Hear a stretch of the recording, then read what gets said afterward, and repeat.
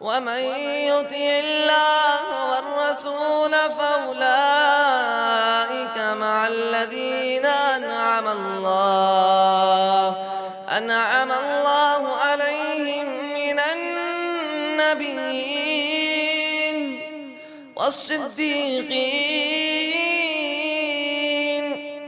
والشهداء والصالحين.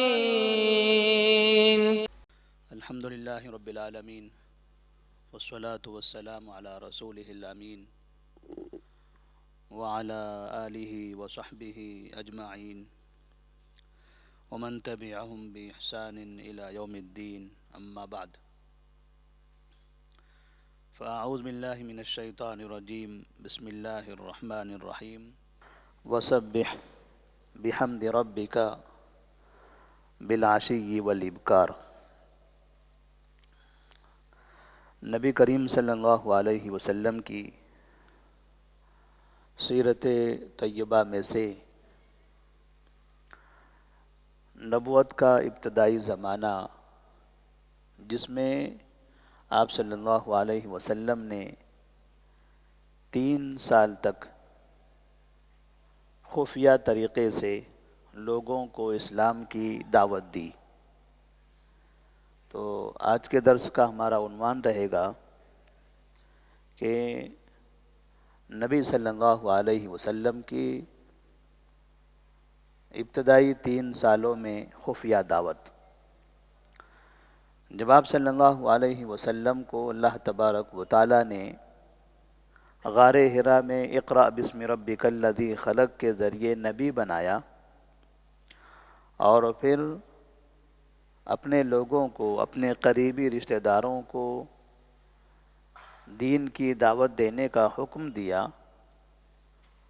تو مکہ چونکہ ایک ایسا شہر تھا جہاں شرک عام ہو چکا تھا، تقریباً لوگ بت پرستی میں ملوث ہو چکے تھے۔ کعبے کے اندر کئی بت رکھے ہوئے تھے جس کی لوگ عبادت کرتے تھے۔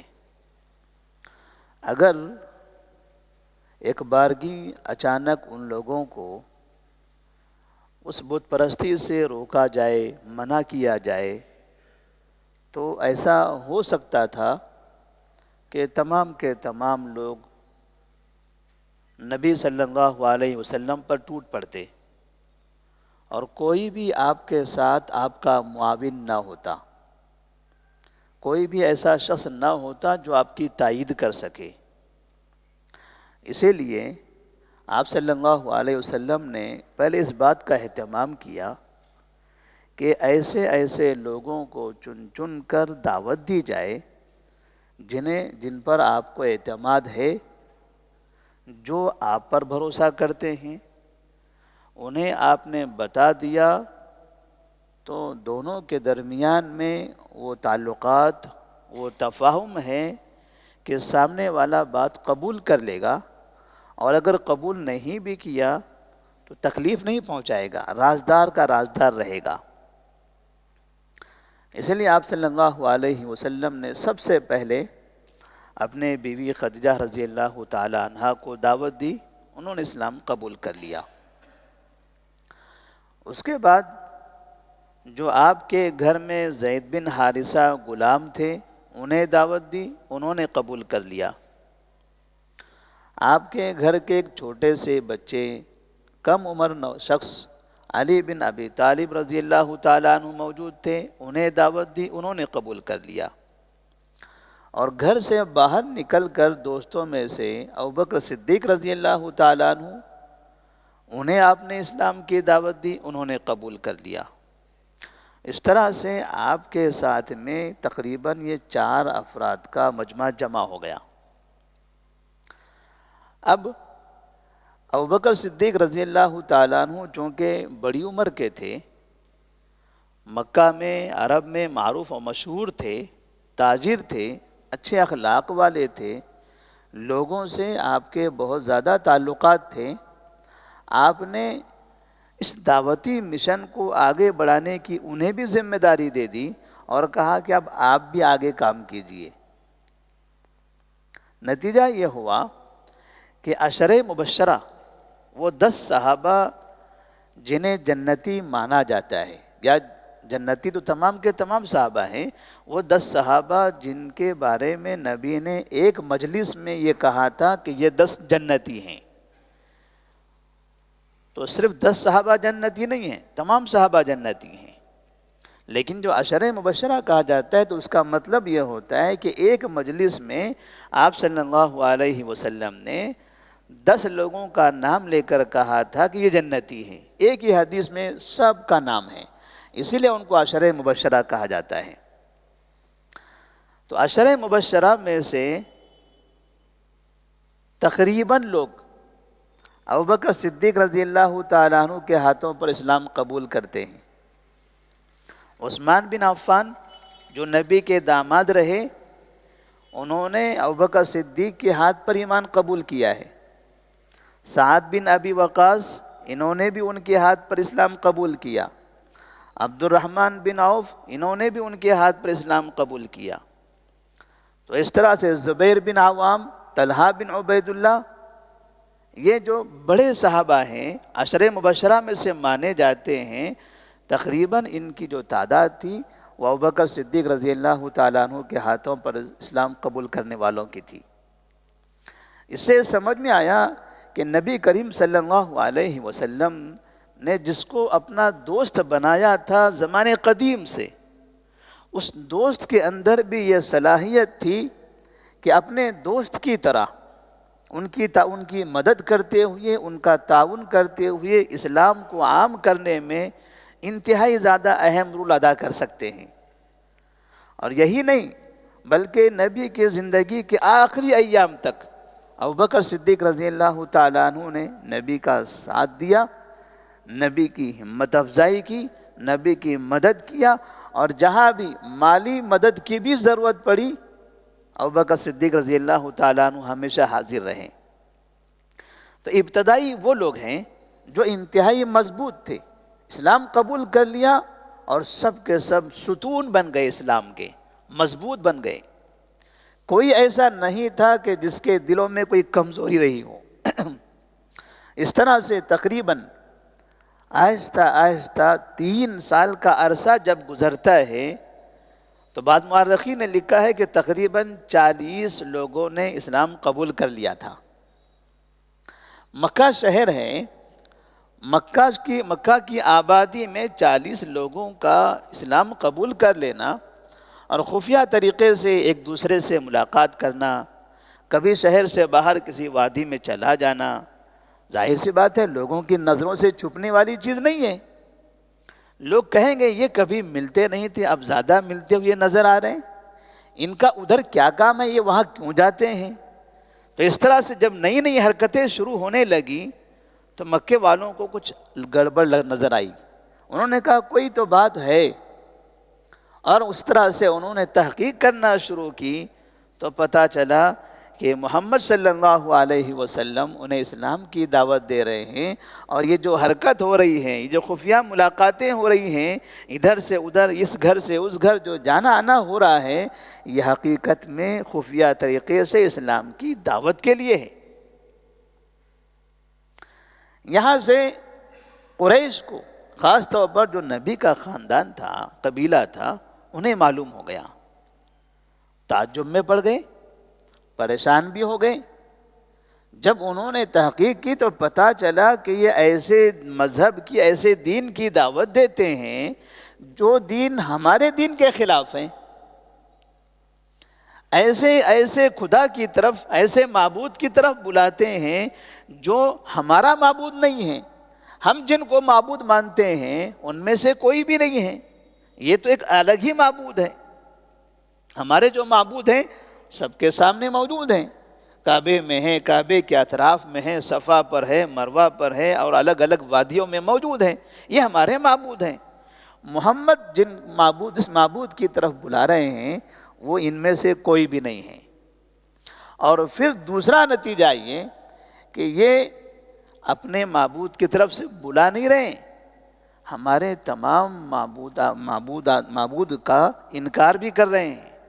اس لیے کہ جب کہا جاتا ہے لا الہ الا اللہ. تو مطلب اس کا یہ ہوتا ہے کہ ہم تمام معبودوں کا انکار کر رہے ہیں اور پھر ایک اللہ کو ہم معبود مان رہے ہیں. دوسرے معبودوں کو ماننا اور پھر اللہ کو ماننا یہ توحید نہیں ہے، یہ اسلام نہیں ہے. اسلام ہے لا الہ ہے، پہلے لا الہ، کوئی معبود نہیں ہے، یعنی جتنے معبود ہیں ہم سب کا انکار کر رہے ہیں الا اللہ، سوائے اللہ کے. اللہ ہی ہمارا معبود ہے.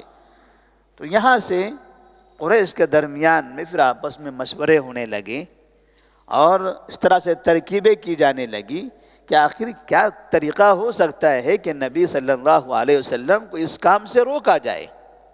لیکن اب وہ تنہا نہیں تھے، اب ان کے پاس تقریباً 40 افراد تھے. بات جب تک کہ پھیل جاتی تھی تب تک ایک اچھی خاصی ٹیم تیار ہو گئی تھی. ان 3 سالوں میں عشرہ مبشرہ جو 10 صحابہ ہیں، سوائے عمر فاروق رضی اللہ تعالیٰ عنہ کے تمام 9 صحابہ، 9 عشرہ مبشرہ میں سے 9 کے 9 مسلمان ہو چکے تھے. یہ 3 سال کا جو عرصہ گزرا. عمر فاروق رضی اللہ تعالیٰ عنہ اس کے بعد کے سالوں میں اسلام انہوں نے قبول کیا ہے. تو ابوبکر صدیق، عثمان غنی، علی بن ابی طالب اور زبیر بن عوام، طلحہ بن عبید اللہ، عبد الرحمن بن عوف، سعد بن ابی وقاص اور ابو عبیدہ بن جرہ، سعید بن زید.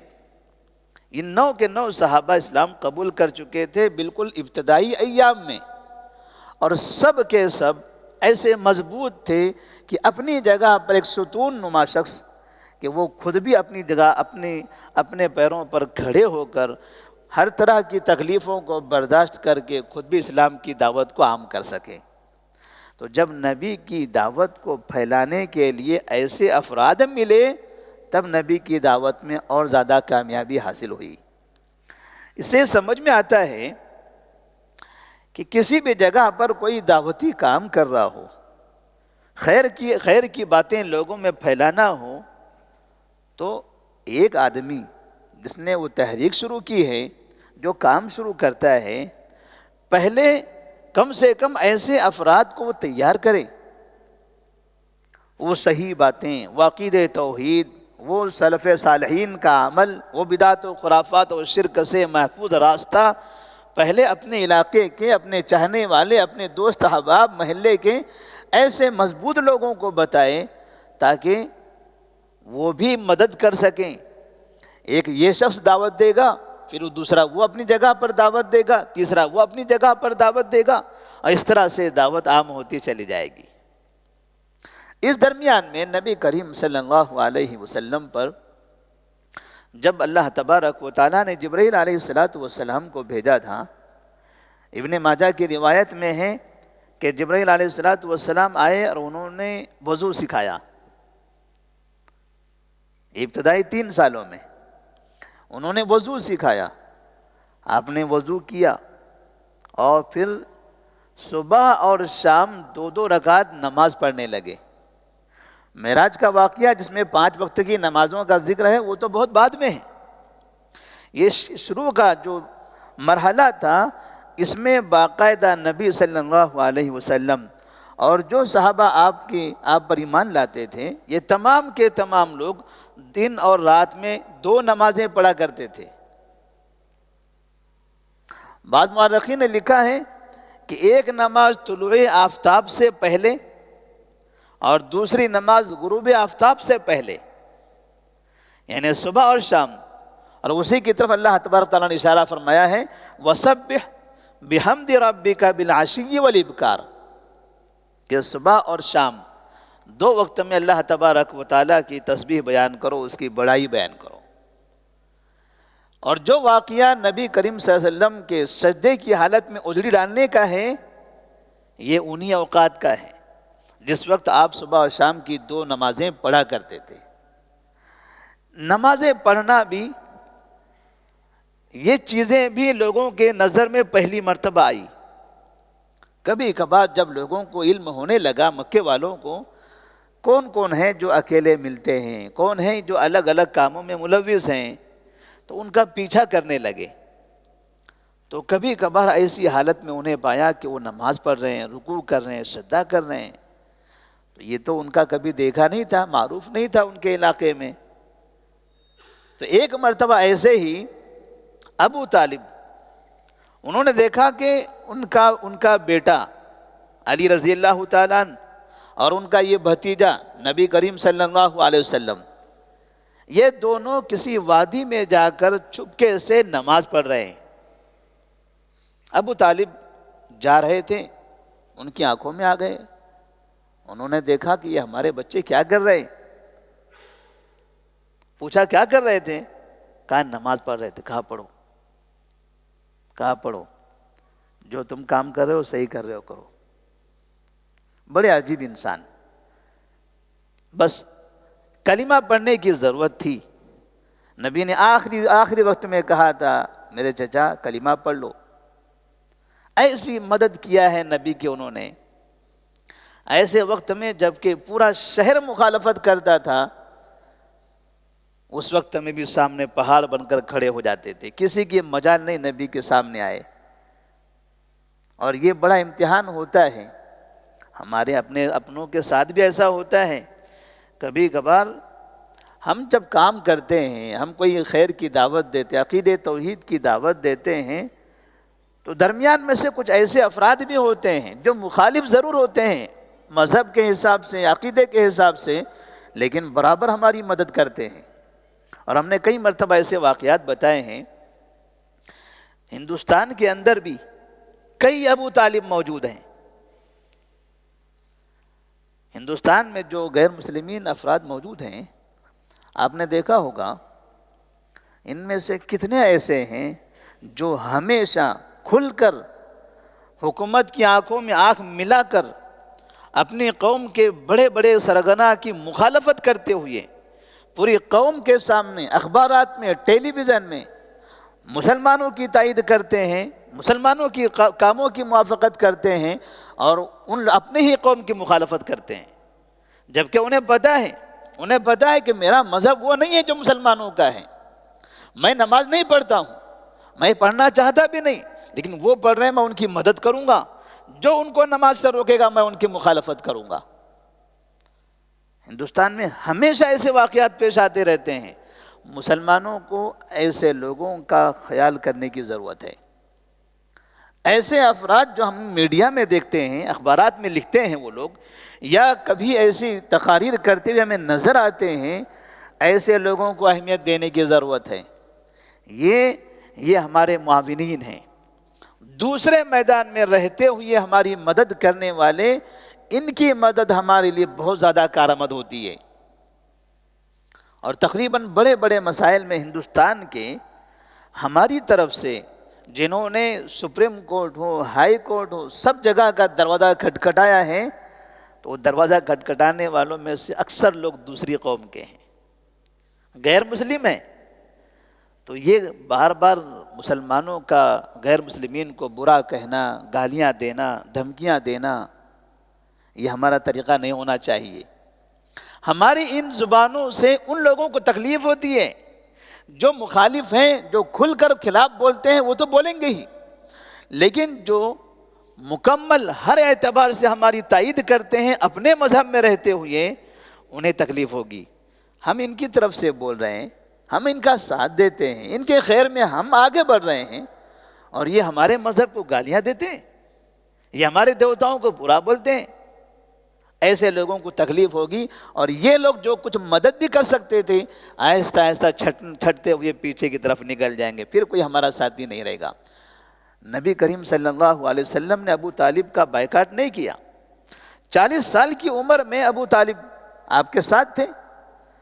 چھوٹی عمر سے ہی جب نبی بنائے گئے تب بھی ساتھ میں رہے، نماز پڑھتے دیکھا تب بھی ساتھ میں رہے، مکہ کے تمام لوگ مخالف ہو گئے تب بھی ساتھ میں رہے، حتیٰ کہ نبی صلی اللہ علیہ وسلم کو جب 3 سال تک شہر سے باہر کر دیا گیا، گھاٹی میں بند کر دیا گیا، تو ابو طالب نے کہا میرا بھتیجا وہاں ہے، میں یہاں کیا کروں گا، میں اپنے بھتیجے کے ساتھ ہوں.